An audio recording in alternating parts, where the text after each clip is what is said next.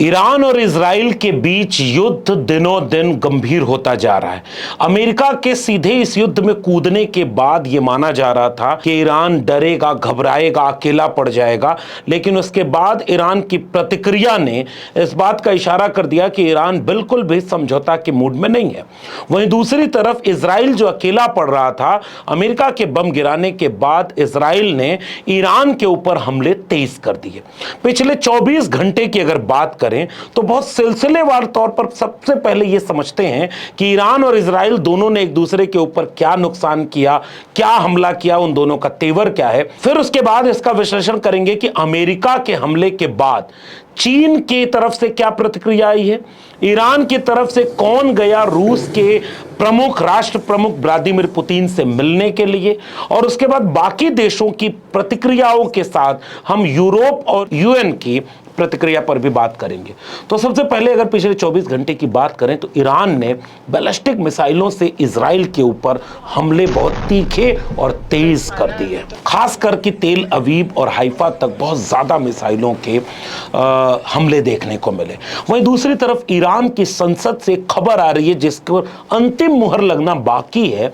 संसद ने ईरान की एक आम सहमति के साथ एक बहुत बड़ा फैसला लेने की पहल कर दी है, और अगर यह फैसला लागू हो गया तो इसका केवल मध्य पूर्व पे, अरब देशों पे या पश्चिमी देशों पर ही नहीं, दुनिया भर पर बहुत गहरे असर देखने को मिलेंगे। तो वो फैसला यह है कि स्ट्रेट ऑफ हार्मुज यानी हार्मुज जल डबरू मध्य, जिससे सबसे ज्यादा तेल निर्यात के लिए साधन के तौर पर इस्तेमाल किया जाता है, उस रास्ते को ईरान बंद करने की पहल कर रहा है। स्ट्रेट ऑफ हार्मुज बंद करने की प्रक्रिया को ईरान के लोकसभा में विशेष सत्र बुला करके मंजूरी दे दी गई। हालांकि अभी इस पर अंतिम फैसला ईरान के राष्ट्र प्रमुख खामेनेई के ऊपर छोड़ा गया है कि वो इसे कब लागू करेंगे। अभी तक जब मैं वीडियो रिकॉर्ड कर रहा हूं, अभी ऐसा फैसला लागू नहीं हुआ है, लेकिन ईरान ने इस बात के संकेत कर दिए हैं कि वो इतने बड़े फैसले लेने के लिए भी तैयार है।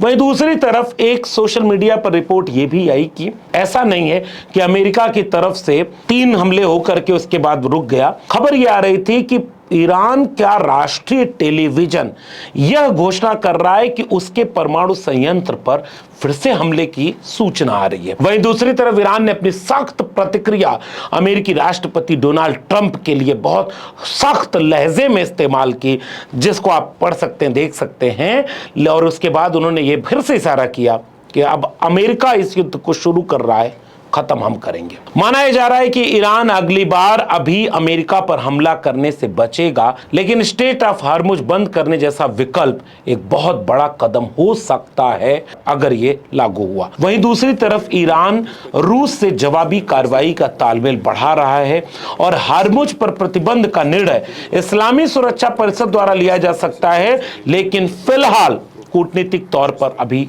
ईरान इजराइल पर हमलावर होने के साथ बाकी चीजों पर भी इंतजार कर रहा है। जैसे अमेरिका ने भी ये कहा, ट्रंप ने ये कहा कि भाई 3 जगह हमने हमला कर दिया, अब हम शांति की बात करना चाहते हैं, अब हम आपको टेबल टॉक पर बुलाना चाहते हैं। दुनिया के बाकी देशों में ईरान ने यह संदेश दिया कि हम तो टेबल टॉक कर रहे थे। पहले हम टेबल टॉक करने गए, इजराइल ने हमला कर दिया, फिर उसके बाद हम उस हमले का जवाब देने के लिए टेबल टॉक पर अपने लोगों को कभी यूएन कभी यूएस भेज रहे थे बातचीत के लिए, तब तक आप हमारे न्यूक्लियर पॉइंट्स पर हमला कर दे रहे हैं। तो फिर टेबल टॉक की बात ईरान के ऊपर कैसे लागू होती है? ये तो इजराइल से पूछा जाए कि वो कितना टेबल टॉक को आगे बढ़ाना चाहता है। वहीं दूसरी तरफ अगर इजराइल की बात करें तो इजराइल ने भी ईरान के ऊपर हमले तेज कर दिए हैं। कई रिपोर्ट में यह दावा किया जा रहा है कि इजराइल ने ईरान के कई सैन्य ठिकानों पर बहुत भारी भरकम हमला किया है। उनमें से कई इलाके तो ऐसे हैं जो राष्ट्र के सबसे प्रमुख केंद्र के रूप में ईरान की मदद करते थे। जैसे कुछ सैन्य ठिकानों पर ईरान के हमला इजराइल ने इस तरह से किया है कि यहीं से मिसाइलें लॉन्च करके इजराइल के ऊपर बहुत सख्त हमला ईरान कर रहा है, तो उसको डिस्ट्रॉय करने की कोशिश की गई है। पार्चीन रडार, फोर्डो केंद्र और एविन जेल से लेकर के रेवोल्यूशनरी गार्ड मुख्यालय तक को ईरान के निशाना बनाया है इजराइल ने। जैसे जो वीडियो अभी आप स्क्रीन पर देख रहे हैं, ये उस जेल की दिखाई जा रही है जिसके मेन गेट के पास इजराइल ने धमाका कर दिया, यह कहते हुए कि इसी जेल में ईरान ने अपने यहां के तमाम उन लोगों को बंद कर रखा था जो ईरान की मौजूदा निजाम से असहमत होते हुए सवाल करते हैं। इसलिए एविन जेल के ऊपर हमला एक बड़ा कदम माना जा रहा है। इजराइल की तरफ से इस बात की सफाई भी दी जा रही है कि जितना उसने ईरान पर हमला किया, नागरिक ठिकानों पर नहीं किया है, वो केवल सैन्य ठिकानों पर हमला किया है। अगर यही दावा ईरान करता है तो इजराइल दुनिया के सामने रोना रोता है कि उसके नागरिक ठिकानों पर हमला किया गया। हम बार बार एक बात कहते हैं, गजा पर पिछले कई दशक से हमला करने वाला इजराइल इस बार पहली बार दुनिया को यह समझाना चाहता है कि हम तो ईरान के सैन्य ठिकानों पर हमला कर रहे हैं, ईरान हमारे नागरिक ठिकानों पर हमला कर रहा है। और गजा में उसने नागरिकों के ऊपर कोई जगह से नहीं छोड़ी जहां हमला नहीं किया। इजराइल की तरफ से आगे के लिए मजबूती दिखाई जा रही, क्योंकि उसको लगता है कि अमेरिकी राष्ट्रपति डोनाल्ड ट्रंप हमारे साथ आ गए हैं। आप कल्पना करिए कि जो Donald Trump in nuclear site पर हमला करने के बाद कह रहा था कि अब शांति की बात करनी चाहिए, वही डोनाल्ड ट्रंप 24 घंटे के भीतर बदल करके कह रहा है कि अब हम ईरान में रिजीम चेंज करेंगे। यानी सारी लड़ाई रिजीम चेंज करने की है। और यही बात हमने पहले भी आपको अपने विश्लेषण में बोली थी। इस लड़ाई की जड़ अमेरिका के यहां 1979 तक जाती है। और 1979 में जब ईरान के भीतर एक खास किस्म का सत्ता परिवर्तन हुआ था, तब से अमेरिका परेशान है कि उसके मन लायक वहां पर सरकार क्यों नहीं है। और ईरान के मौजूदा निजाम ने अपनी तमाम खूबियों खामियों के साथ अमेरिका से निडर होकर लड़ने वाला तेवर अपना लिया। अब डोनाल्ड ट्रंप कह रहा है कि इस रिजीम को चेंज करना चाहिए। अब डोनाल्ड ट्रंप को लगता है कि खामेनेई ही सेंटर बन गया है, लेकिन एक मीडिया रिपोर्ट की माने तो खामेनेई ने पहले से इस बात की तैयारी कर दी है। वो भाषण भी पहले ही खामेनेई दे चुके हैं कि अगर मैं मर गया तो भी लड़ाई जारी रहेगी, मैं तो बूढ़ा हो चुका हूं। इसका मतलब खामेनेई ने अपने बाद की एक लीडरशिप की श्रृंखला तैयार कर रखी है। और अमेरिका इसलिए लंबी लड़ाई लड़ने के लिए अमेरिका बम से ही नहीं लड़ता, अमेरिका भीतर संप्रभु देश के ऊपर हमला करके उनकी सरकारों को गिरा कर बदल करके ऐसे तमाम काम करता है जिसका इतिहास भी गवाह रहा है। सद्दाम हुसैन से लेकर के गद्दाफी तक और तमाम जगहों पर इस तरह के हमले करके अमेरिका ऐसी कोशिश कर चुका है। डोनाल्ड ट्रंप के रिजीम चेंज वाले बयान को उससे जोड़कर देखा जा रहा है। भारत की तरफ से विदेश मंत्रालय के प्रवक्ता रणधीर जायसवाल ने कहा कि भारत स्थितियों पर नजर बनाए रखे हुए है और दोनों देशों से लेकर के दुनिया के प्रमुख देशों से संपर्क में है। भारत ये चाहता है कि कूटनीतिक रूप से सावधानी बरतते हुए संयुक्त राष्ट्र में संघर्ष विराम की पैरवी हो और अपने नागरिकों को सुरक्षित रखा जा सके। लेकिन दुनिया में दूसरे कई बड़े अहम दृश्य दिखे हैं इस पूरे मामले के साथ। जैसे अमेरिकी सीनेटर लिंडसे ग्राहम ने एक टीवी चैनल से बातचीत में यहां तक कह दिया, हम एक रशिया सैंक्शन बिल ले आने जा रहे हैं जो आर्थिक बंकर ब्लस्टर की तरह काम करेगा। यानी रूस और यूक्रेन के बीच युद्ध को आधार बना करके भारत, रूस और चीन तीनों को निशाना बनाया जाएगा। अब इस बयान को सुनने के बाद आपको लगा होगा कि अमेरिका के पागलपन की कोई सीमा है। रूस यूक्रेन युद्ध, रूस और चीन, इन दोनों की कतार में वो भारत का नाम ले रहा है। कल को पलट जाएगा, इसका भी कोई भरोसा नहीं। ये लेकिन एक बहुत बड़ा डेवलपमेंट अंतर्राष्ट्रीय राजनीति की तरफ से आ रहा है। वहीं दूसरी तरफ ईरानी विदेश मंत्री अब्बास अराक्ची रूस के राष्ट्रपति व्लादिमीर पुतिन से मिलने मॉस्को पहुंच गए और इस मुलाकात के बाद माना यह जा रहा है कि पुतिन ने ईरान को मदद देने का भरोसा दिया है। वहीं यूएन में चीन के राजदूत फू कांग का बयान आया है कि चीन ईरान में परमाणु सुविधाओं पर अमेरिकी सैन्य हमले की कड़ी निंदा करता है। यह संयुक्त राष्ट्र चार्टर और अंतर्राष्ट्रीय कानून का घोर उल्लंघन है और इसने एनपीटी व्यवस्था को एक बड़ा झटका दिया है, जो अंतर्राष्ट्रीय व्यवस्था का एक बहुत ही महत्वपूर्ण हिस्सा है। ईरान को नुकसान पहुंचा है, लेकिन एक देश के रूप में अंतर्राष्ट्रीय वार्ताओं के मुत्तलिक अमेरिका की विश्वसनीयता को भी नुकसान पहुंचा है। यानी रूस ईरान से मिल रहा है, चीन अमेरिका के हमले को गलत करार दे रहा है, और वहीं कतर से लेकर के सऊदी, इस तरह के देश ईरान पर हमले को लेकर के अमेरिका की सख्त आलोचना तक जा रहे हैं। इसका मतलब साफ तौर पर दिख रहा है कि दुनिया एक ऐसे मोड़ की तरफ जा रही है। जैसे अभी तक की पूरी परिस्थितियों का विश्लेषण करें तो कल्पना करिए कि अगर ईरान स्ट्रेंच ऑफ हार्मुज बंद कर देता है, यानी हार्मुज जल डबरू मध्य, जिससे माना जाता है कि लगभग 80 से 90% दुनिया को खनिज तेल की सप्लाई उसी रास्ते होती है। सारी लड़ाई तो तेल की है साहब, और अमेरिका इस लड़ाई को कैसे उकसाता है, इस बात को अगर थोड़ा भी आपको वर्ल्ड हिस्ट्री का नॉलेज हो तो आप समझ जाएंगे। यानी अब आगे ये पूरी दुनिया किस दिशा में जा रही है।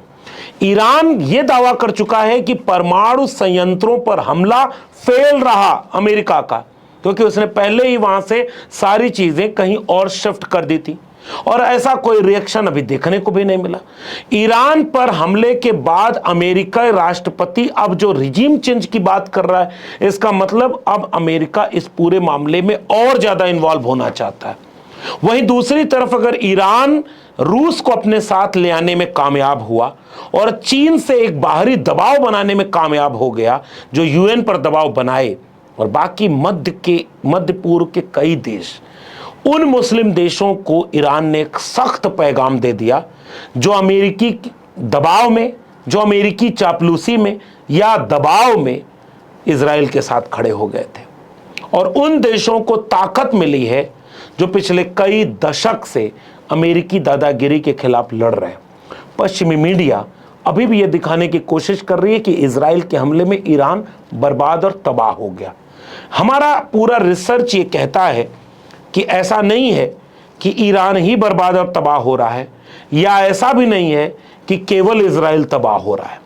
लेकिन ईरान जिस तरह से सख्त हुआ है, अपने तेवर को मजबूत किया है, इससे इस बात के संकेत तो साफ लग रहे हैं कि ईरान कहीं से भी समझौता के रास्ते पर नहीं जा रहा है। और वहीं दूसरी तरफ इजराइल को इस बात से हिम्मत मिली है कि अमेरिका उनके साथ आ गया, लेकिन अमेरिका ने रिजीम चेंज की बात कहने के बाद, यानी एक बम गिराया उन्हें बम्पर ब्लास्टर से और दूसरा गिराया रिजीम चेंज से, और उसके बाद उसने रूस, चीन और भारत तीनों को जोड़ करके उसके मंत्री ने जो बयान दे दिया कि इकोनॉमिक ब्लास्टर बम भी बनाएंगे, इससे यह संकेत साफ हो रहा है कि आने वाले दिनों में दुनिया में गंभीर गहरे संकट पनप सकते हैं। भारत के नागरिकों को इस बात के लिए भी नजर रखनी चाहिए, क्योंकि इस पूरी जंग का असर हमारे और आप पर भी पड़ेगा 3 अर्थों में। पहला, अगर आप मानवीय आधार पर ग्लोबल पॉलिटिक्स को समझते हैं इस बात को कि अगर अमेरिका इजराइल का साथ देकर के फलस्तीन और गजा को बर्बाद करने में कामयाब हो गया, अमेरिका अगर ईरान को बर्बाद करने में कामयाब हो रहा है, कल वो इराक को बर्बाद करने में कामयाब हो गया था, फिर पाकिस्तान के पीछे खड़ा हो जाएगा कि आई लव पाकिस्तान, इसका मतलब अमेरिका एक ऐसे ग्लोबल जस्टिस को ध्वस्त कर रहा है जिसका नुकसान पूरे दुनिया को होगा। दूसरा, अगर ये वर्ल्ड ऑर्डर में अमेरिका को चैलेंज करने में रूस, चीन एकजुट होकर के आमने सामने खड़े हुए, तो भारतीय विदेश नीति के सामने फिर से गहरे संकट पनप जाएंगे कि अपने प्रिय मित्र ईरान के साथ तो पूरा तरह से भारत खड़ा नहीं हो पाया। हालांकि प्रधानमंत्री नरेंद्र मोदी ने ट्वीट करके इस बात की जानकारी दी कि उन्होंने राष्ट्र प्रमुख ईरान से बात की है, लेकिन इजराइल का विरोध अभी तक नहीं कर पा रहे। अगर वो दूसरा चरण आता है, दुनिया बिल्कुल बढ़ जाएगी 2 छुरों में, तो फिर भारत का स्टैंड क्या होगा। और तीसरा, सीधे आपकी जेब पर असर पड़ने वाला है। युद्ध विनाशक होता है, लेकिन मध्य पूर्व का युद्ध सीधे आपके जेब पर असर डालेगा, क्योंकि भारत का बहुत बड़ा आयात निर्यात उसी इलाके से है जो युद्ध की चपेट में। मिसाइलें गिर रही हैं, मानवता पर संकट गहराया हुआ है, और कुछ सनकी तानाशाह बन चुके लोग दुनिया को बर्बाद करने का ठेका ले चुके हैं। इस पर भी आपकी नज़र होनी चाहिए। इसलिए हर दिन के अपडेट के साथ हम आपसे रूबरू हो रहे हैं। आपको भी पता रहे, कल को कोई झूठ बोल करके ट्रंप को जिताने के लिए भारत में हवन न करवा दे, इजराइल का समर्थन करते हुए कुछ मूर्ख भारत में खड़े न हो जाएं, इसके लिए भी आपको कुछ बातों से रूबरू कराते रहेंगे। अपनी टिप्पणी नीचे कमेंट बॉक्स में जरूर दीजिएगा। अगर आपको वीडियो पसंद आई हो तो लोगों तक शेयर जरूर करिए। इस वीडियो को देखने के बाद मेरे चैनल को सब्सक्राइब न किए हों तो चैनल को सब्सक्राइब कर लीजिएगा। बेल आइकॉन यानी घंटी की बटन दबाएंगे तो अगली वीडियो की सूचना मिलेगी। अगर ज्वाइन करेंगे तो हमें आर्थिक मदद मिलेगी। अगर आप इस वीडियो को ट्विटर यानी एक्स या फेसबुक पर देख रहे हैं तो हमें फॉलो करना मत भूलिए। फिर मिलेंगे, तब तक के लिए बहुत बहुत धन्यवाद।